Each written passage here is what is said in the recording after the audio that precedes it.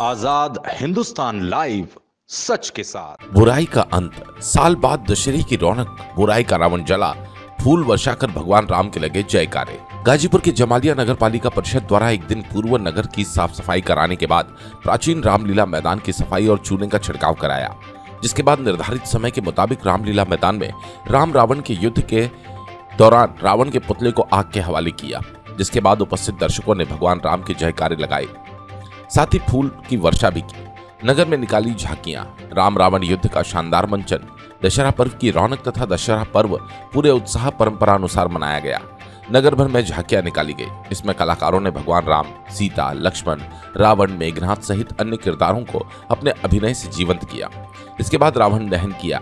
NH24 स्थित रामलीला मैदान में रावण दहन देखने के लिए पूरा नगर सहित ग्रामीण क्षेत्रों के लोग उमड़ पड़े। इस दौरान बड़ी संख्या में लोग पहुंचे तथा बुराई के अंत के साक्षी बने। भीड़ का अंदाजा इसी बात से लगा सकते हैं कि रावण दहन की शुरुआत और दहन के बाद लोगों के लौटने से यात्रा पूरी तरह बाधित रहा। NH24 तहसील रोड पर 2 घंटे तक ट्रैफिक सुचारू नहीं हो पाया। सबसे ऊंचा रावण का पुतला जलाया गया। नगर पालिका परिषद के चेयरमैन जयप्रकाश गुप्ता ने पथ प्रकाश की सुनिश्चित व्यवस्था कराई तथा इस दौरान बतौर मुख्य अतिथि आयोजन में शिरकत की।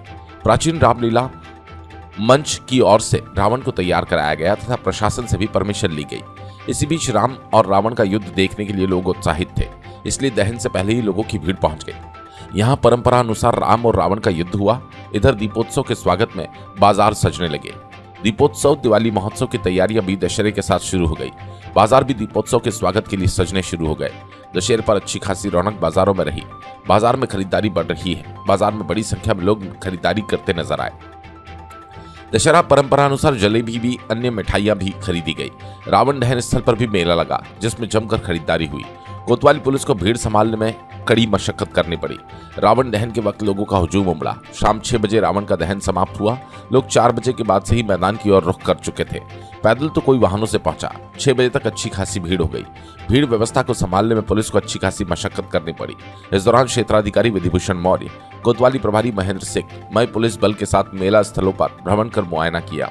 उक्त मौके पर कोतवाली प्रभारी निरीक्षक महेंद्र सिंह, अरुण कुमार यादव, शाहिद, कुंदन गौड़ आदि मय पुलिसकर्मियों के साथ मेले में भ्रमण करते हुए संदिग्ध व्यक्तियों पर कड़ी नजर बनाए रखी। बताया जाता है कि चौराहे मोड़ के पास श्री दुर्गा समिति के युवाओं ने तमाम स्वतंत्रता सेनानियों की तस्वीर और तिरंगे झंडे के साथ महात्मा गांधी के चरखे बनाकर सजाया, जिसके कारण लोगों को अपनी तरफ आकर्षित कर रहा था तथा आकर्षण का केंद्र बना। ठीक इसी तरह कंकड़ घाट चौधरी मोहल्ला के पास गुफा के तर्ज पर दुर्गा प्रतिमा बैठाने के लिए बनाई गई।